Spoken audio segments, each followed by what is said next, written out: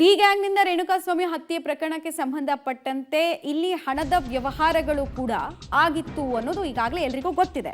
ಬಗದಷ್ಟು ಬಯಲಾಗ್ತಾ ಇದೆ. D ಗ್ಯಾಂಗ್ನ plan ದಿನಕ್ಕೊಂದು ತಿರುವು ಪಡಿತಾ ಇದೆ. ಕೊಲೆ ಕೇಸ್ ಪಬ್ಲಿಕ್ ಟಿವಿ ಬ್ರೇಕ್ ಮಾಡ್ತಾ ಇದೆ. ಈ ಕ್ಷಣಕ್ಕೆ ಸಂಬಂಧಪಟ್ಟಂತಹ ಎಕ್ಸ್ಕ್ಲೂಸಿವ್ ಡೀಟೇಲ್ಸ್, ಅದರಲ್ಲೂ ಕೂಡ ಹಣದ ವ್ಯವಹಾರಕ್ಕೆ ಸಂಬಂಧಪಟ್ಟಂತಹ ಡೀಟೇಲ್ಸ್ ಇದು. 40 ಲಕ್ಷ ಡೀಲಿಂಗ್ ಆಗಿತ್ತು, 70 ಲಕ್ಷ ಡೀಲಿಂಗ್ ಆಗಿತ್ತು ಅನ್ನುವಂತಹ ವಿಚಾರದಲ್ಲಿ ಪೊಲೀಸರು ಹಣದ ಆಯಾಮ, ಗುಪ್ತತೆ, ಗೌಪ್ಯತೆ ಹೇಗೆ ಕಾಪಾಡಿಕೊಂಡ್ರು, ನಂತರ ಅದು ಹೇಗೆ ಎಕ್ಸ್ಪೋಸ್ ಆಯಿತು ಅಂತೆಲ್ಲ ಪೊಲೀಸರು ನೋಡ್ತಾ ಇದ್ದಾರೆ. ಯಾರ್ಯಾರ ಮಧ್ಯೆ ಹಣದ ವ್ಯವಹಾರ ಆಗಿತ್ತು ಮತ್ತು ಯಾರ ಅಣತಿಯಂತೆ ಆಗಿತ್ತು, ಇಷ್ಟೊಂದು ದೊಡ್ಡ ಪ್ರಮಾಣದಲ್ಲಿ ಹಾರ್ಡ್ ಕ್ಯಾಶನ್ನು ಕೊಟ್ಟಂತಹ ಆ ವ್ಯಕ್ತಿ ಯಾರು, ಅದೆಲ್ಲವನ್ನ ಕೂಡ ಪೊಲೀಸರು ಕಂಡುಹಿಡಿತಾ ಇದ್ದಾರೆ. ಪ್ರಮುಖವಾಗಿ ಕೊಲೆ ಕೇಸ್ನಿಂದ ತಪ್ಪಿಸ್ಕೊಳ್ಳೋದಕ್ಕೆ ಮೋಹನ್ ರಾಜ್ ಅನ್ನುವಂತಹ ವ್ಯಕ್ತಿ ಫಂಡಿಂಗ್ ಮಾಡಿದ್ದ ಅನ್ನೋದು ಗೊತ್ತಾಗ್ತಾ ಇದೆ.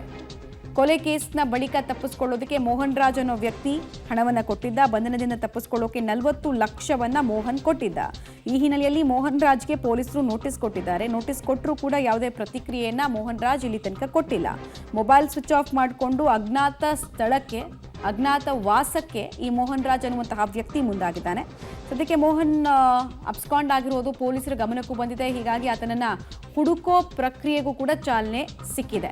ಒಂದು ವೇಳೆ ಈತ ಅಂಧರ ಆಗ್ತಾ ಇದ್ದ ಹಾಗೆಯೇ ಈತನ ಹತ್ರ ಇನ್ನಷ್ಟು ವಿಚಾರಗಳು ಗೊತ್ತಾಗತ್ತೆ. ಹಿಂದೆ ಈ ಥರದ್ದೇನಾದರೂ ಫಂಡಿಂಗ್ಗಳಾಗಿತ್ತಾ, ಇಷ್ಟೊಂದು ಪ್ರಮಾಣದ ಹಣವನ್ನು ಏನನ್ನು ನಂಬಿ ಕೊಟ್ರಿ, ಯಾರು ಕೇಳ್ಕೊಂಡ್ರು, ಅದೆಲ್ಲವನ್ನ ಕೂಡ ನೋಡ್ತಾರೆ.